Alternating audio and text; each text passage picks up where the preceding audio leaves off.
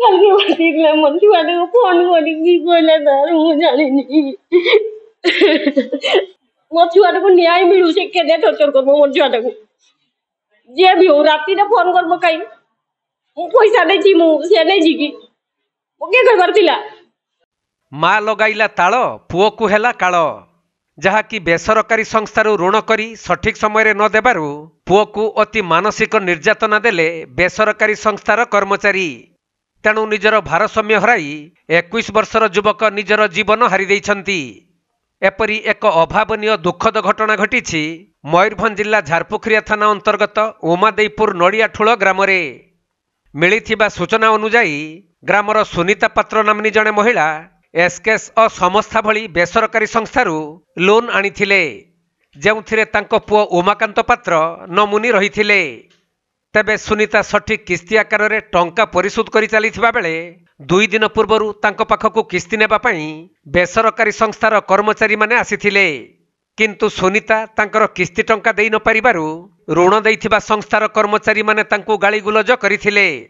ତେଣୁ ସୁନିତା ପାତ୍ର ସେମାନଙ୍କୁ କହିଥିଲେ କି ଆଜି ମୋ ପାଖରେ ଟଙ୍କା ନାହିଁ କାଲିକି ଆସ ଦେଇଦେବି। କିନ୍ତୁ ବେସରକାରୀ ସଂସ୍ଥାର କର୍ମଚାରୀମାନେ ଋଣ ଟଙ୍କାର ନମୁନି ଥିବା ତାଙ୍କ ପୁଅଙ୍କ ନିକଟକୁ ଫୋନ୍ କରି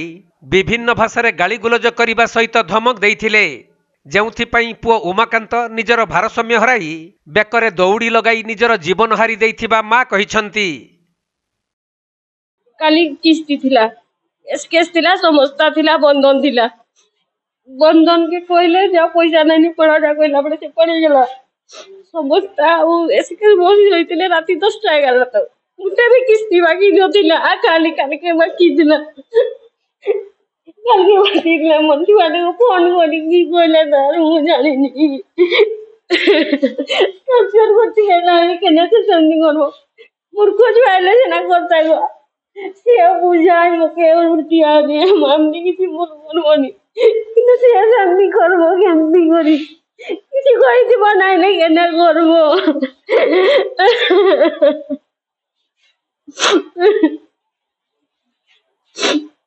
তবে আপনার যে পয়সা মাগি আপনি সমান আছে তুমন কিছু আপন কইছিল না মতে কইলে মা পয়সা হলা মই কইলি না স্যার হেইনি হেলে মু আপনাকে ফোন করিবে নেই ଯିବେ তারপরে রাতে মু কা ঘরকু উঠে পয়সা আনতে বলি মু কইলি যাই বর্তমান সন্দেহ কোন করতে সামনে কিছু আপনাকে পয়সা দিন আপন মতে কিছু কইনি হেলে যুয়াড়ে কইদিবে ফোন করিଥିଲେ যেহেতু ফোন নম্বরটা আছে না বর্তমান আপনি কোন করে পাইছেন ମୋ ଛୁଆଟାକୁ ନ୍ୟାୟ ମିଳୁ ସେ କେତେ ଟର୍ଚର କରିବ ମୋ ଛୁଆଟାକୁ ଯିଏ ବି ହଉ ରାତିରେ ଫୋନ କରିବ କାଇଁ ମୁଁ ପଇସା ଦେଇଛି ମୁଁ ସେ ନେଇଛି କି ମୁଁ କିଏ କହିବାର ଥିଲା ଯେ ମା ଆପଣଙ୍କର ପଇସାଟା ଦିଅ ବୋଲି ଛୁଆଟାକୁ ଫୋନ କରି କରି କେତେ କହିବ। ତେବେ ଏନେଇ ଝାରପୁଖରିଆ ଥାନାରେ ଲିଖିତ ଅଭିଯୋଗ କରାଯିବା ପରେ ପୁଲିସ 24/24 ଏକ ମାମଲା ରୁଜୁ କରି ଶବ ବ୍ୟବଚ୍ଛେଦ ପାଇଁ ବାରିପଦା ପିଆରେ ମେଡିକାଲକୁ ପଠାଇଛନ୍ତି। ଆଉ ଘଟଣାର ସତ୍ୟାସତ୍ୟକୁ ନେଇ ପୁଲିସ ଅଧିକ ତଦନ୍ତ କରୁଛି। ଆଜ୍ଞା ମୁଁ କହିବା ପାଇଁ ଚାହୁଁଛି କି ସେମାନେ ଲୋନ୍ ଦେଇଛନ୍ତି ଆମେ ନେଇଛୁ ତ ଟାଇମ୍ ଟିକେ ଅଛି ଆଜି ଦେବା କଥା ଆଜି ପଇଠ କରି ହେଉନି ଠିକ୍ ଅଛି ଟିକେ ଟାଇମ୍ ହଉ ଆମେ ଦେଇଦେବୁ ଆପଣ ସନ୍ଧ୍ୟା ହେଇଗଲାଣି ଆପଣମାନେ ଯାଆନ୍ତୁ ନହେଲେ କାଲି ଆର୍ଲି ମର୍ଣ୍ଣିଂ ଆମେ ଆରେଞ୍ଜ କରିକି ଦେଇଦେବୁ ଏଇଟା କୁହାଯାଏ ତାଙ୍କୁ ସେମାନେ ଗୋଟେ ଜିଦି କରିକି ଅଛନ୍ତି ଯେ ନା ଆଜି ମାନେ ଆଜି ଆମେ ନେବୁ ଆପଣ ଯେମିତି କରିକି ହେଲେ ବି ଆଣିକି ଦିଅନ୍ତୁ ଆଉ ଯଦି ବି ମୋ ପଇସାଟା ହେଇଗଲା କି ଯିଏ କ୍ଲେମ୍ ତା ପଇସା ହେଇଗଲା ପରେ ବି ସେମାନେ କ'ଣ କରନ୍ତି ଆଉ ଜଣେ ଯେଉଁ ଦେଇନି ତା ପଇସାଟା ବି ଦିଅନ୍ତୁ ଠିକ୍ ତା ପଇସା ଯଦି ଦେବ ଇଏ ଲୋକର ତା ନିଜ ପଇସାଟା ଦେବା ପାଇଁ ପ୍ରୋବ୍ଲେମ୍ ହେଉଛି ସେ ଅଲଗା ଲୋକର ବି କାହିଁକି ମାନେ ପଇସାଟା କେମିତି ଦେବ ସେ କିଛି ଲୋକ ଗାଁ ଛାଡ଼ିକି ପଳେଇଲେଣି ପୁଣି ସୁସାଇଡ୍ କେସ୍ ବି ହେଲାଣି ଏମିତି କେତେ ଦିନ ଚାଲିବ ଏତେ ଟର୍ଚର କରିବାଟା ବି ଠିକ୍ ନାହିଁ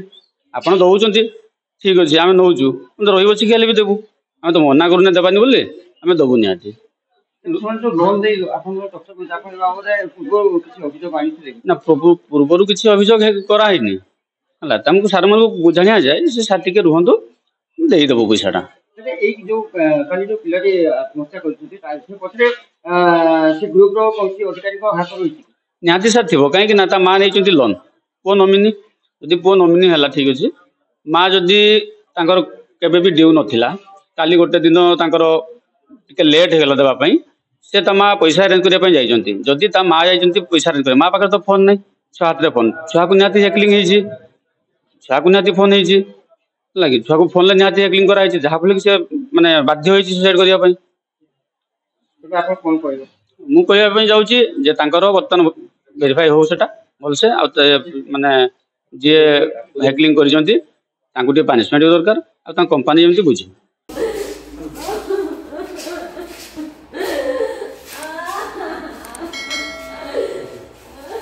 ମୟୂରଭଞ୍ଜ ଜିଲ୍ଲା ସାରସକଣାରୁ ତପନ କୁମାର ଦଣ୍ଡପାଟଙ୍କ ରିପୋର୍ଟ, କୋଣାର୍କ ଲାଇଭ୍।